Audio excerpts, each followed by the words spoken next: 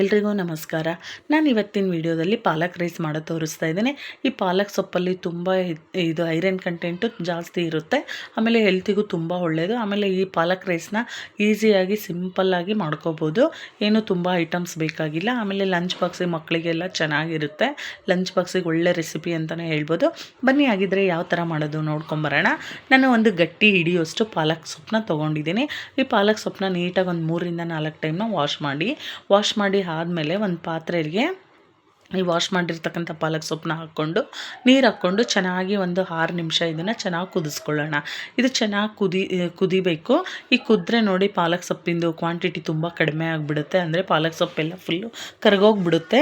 ನೀರಲ್ಲಿ ಈ ಥರ ಚೆನ್ನಾಗಿ ಕುದಿಸಿ ಇಟ್ಕೊಂಡು ಇದನ್ನು ಕುದಿಯೋದು ಆದಮೇಲೆ ಸ್ಟವ್ ಆಫ್ ಮಾಡಿಬಿಟ್ಟು ಇದನ್ನು ಸಪ್ರೇಟಾಗಿ ಒಂದು ತಟ್ಟೆಯಲ್ಲಿ ತಣ್ಣಗಾಗಕ್ಕೆ ಬಿಟ್ಕೊಳ್ಳೋಣ. ಈ ನೀರನ್ನ ನಾವು ಚೆಲ್ಲೋದೇನು ಬೇಡ. ಈ ನೀರನ್ನ ನಾವು ಪಾಲಕ್ ರೈಸಿಗೆ ಹಾಕ್ಕೋಬೋದು. ಆಮೇಲೆ ಇವಾಗ ನೋಡಿ ನಾನು ಅದು ತಣ್ಣಗಾಗೋಷ್ಟೊತ್ತಿಗೆ ಒಗ್ಗರಣೆನೂ ಹಾಕ್ಕೊಳ್ಳೋಣ. ಒಂದು ಕುಕ್ಕರ್ ಬಿಸಿಗೆ ಇಟ್ಬಿಟ್ಟು ನಾನು ಒಂದು 3 ಟೇಬಲ್ ಸ್ಪೂನಷ್ಟು ಎಣ್ಣೆ ಹಾಕಿದ್ದೀನಿ.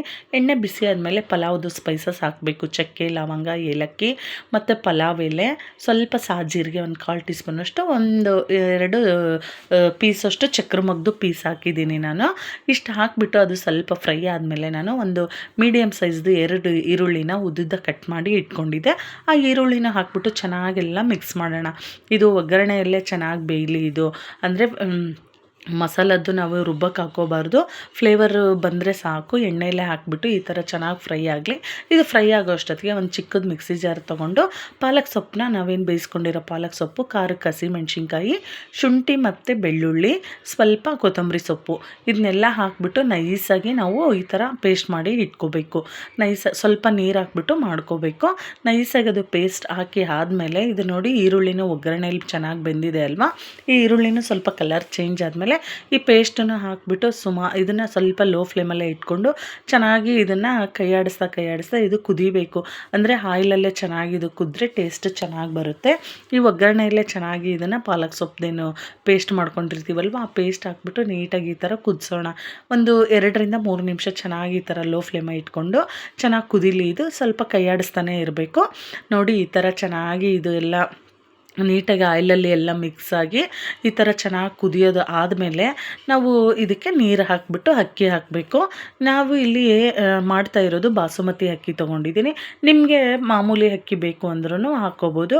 ಬಟ್ ಬಾಸುಮತಿ ಅಕ್ಕಿಯಲ್ಲಿ ಟೇಸ್ಟ್ ಚೆನ್ನಾಗಿ ಬರುತ್ತೆ. ಇದು ನಾನಿಲ್ಲಿ 1 ಗ್ಲಾಸಷ್ಟು ನಾನು ಅಕ್ಕಿ ತೊಗೊಂಡಿದ್ದೆ. ಈ 1 ಗ್ಲಾಸಲ್ಲಿ 1 ಗ್ಲಾಸ್ ಅಕ್ಕಿಗೆ ನಾನು ಅರ್ಧ ಗ್ಲಾಸಷ್ಟು ನೀರು ಹಾಕ್ತಾಯಿದ್ದೀನಿ. ಅದೇ ನೀರು ನಾನೇನು ಸೋಸಿಟ್ಕೊಂಡಿದ್ನಲ್ಲ ಆ ನೀರು ಹಾಕಿದ್ದೀನಿ, ಅರ್ಧ ಗ್ಲಾಸು. ನೀವು ಮಾಮೂಲಿ ರೈಸ್ ತೊಗೊಂಡ್ರೆ 2 ಗ್ಲಾಸ್ ನೀರು ಹಾಕಿ ಇವಾಗ ರುಚಿಗೆ ತಕ್ಕಷ್ಟು ಉಪ್ಪು ಹಾಕಿದ್ದೀನಿ. ಉಪ್ಪು ಎಲ್ಲ ಹಾಕಿ ಆದಮೇಲೆ ಈ ನೀರು ಚೆನ್ನಾಗಿ ಎಲ್ಲ ಕುದೀತಾ ಇರಲಿ. ಈ ನೀರು ಚೆನ್ನಾಗಿ ಸ್ವಲ್ಪ ಬಿಸಿ ಆದಮೇಲೆ ನೋಡಿ ನಾನು ಬಾಸುಮತಿ ಅಕ್ಕಿನ ಒಂದು 5 ನಿಮಿಷ ತೊಳೆದ್ಬಿಟ್ಟು ನೀಟಾಗಿ ನೆನೆಸಿ ಇಟ್ಕೊಂಡಿದ್ದೆ. ಇವಾಗ ನೀರು ಇದು ಚೆನ್ನಾಗಿ ಕುದೀತಾ ಇದೆ ಅಲ್ವಾ, ಆವಾಗ ನಾವು ಇದು ಅಕ್ಕಿ ಹಾಕಬೇಕು. ಅಕ್ಕಿ ಹಾಕ್ಬಿಟ್ಟು ನೀಟಾಗಿ ಒಂದು ಮಿಕ್ಸ್ ಮಾಡೋಣ. ಮಿಕ್ಸ್ ಮಾಡಿ ಆದಮೇಲೆ ಒಂದೇ ಸರಿ ಟೇಸ್ಟ್ ನೋಡ್ಕೋಬೇಕು. ಉಪ್ಪು ಏನಾದರೂ ನಮಗೆ ಇನ್ನೊಂದು ಸ್ವಲ್ಪ ಕಡಿಮೆ ಇತ್ತು ಅಂದರೆ ಇನ್ನೊಂದು ಸ್ವಲ್ಪ ಉಪ್ಪು ಹಾಕಬೇಕು ಅನ್ನೋಂಗಿದ್ರೆ ಉಪ್ಪು ಹಾಕಿಬಿಟ್ಟು ಲಾಸ್ಟಲ್ಲಿ ಇದನ್ನ ಇನ್ನೇನು ಲಿಡ್ ಕ್ಲೋಸ್ ಮಾಡ್ತೀವಿ ಅನ್ನೋ ಒಂದು ಟೈಮಲ್ಲಿ 1-2 ಸ್ಪೂನಷ್ಟು ತುಪ್ಪ ಹಾಕಬೇಕು. ತುಪ್ಪ ಹಾಕಿದರೆ ಘಮ ಚೆನ್ನಾಗಿ ಬರುತ್ತೆ, ಟೇಸ್ಟ್ ಚೆನ್ನಾಗಿ ಬರುತ್ತೆ. ಆಮೇಲೆ ಅನ್ನ ಉದುರುದ್ರಾಗುತ್ತೆ ಈ ರೈಸ್ ಐಟಮ್ ಈ ಥರ. ಆಮೇಲೆ ತುಪ್ಪ ಹಾಕಿಬಿಟ್ಟು ಲಿಡ್ ಕ್ಲೋಸ್ ಮಾಡಿ 2 ವಿಜಿಲ್ ಹಾಕ್ಸಿದ್ದೀನಿ ನಾನು.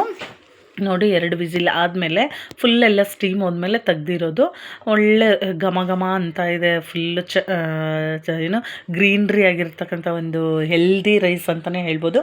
ತುಂಬ ಅಂದರೆ ತುಂಬ ಚೆನ್ನಾಗಿ ಬಂದಿದೆ ಈ ಪಾಲಕ್ ರೈಸು. ಸೂಪರಾಗಿ ಬಂದಿದೆ. ನೀವು ಒಂದ್ಸರಿ ಟ್ರೈ ಮಾಡಿ ನೋಡಿ, ಸಕ್ಕತ್ತಾಗಿ ಬರುತ್ತೆ.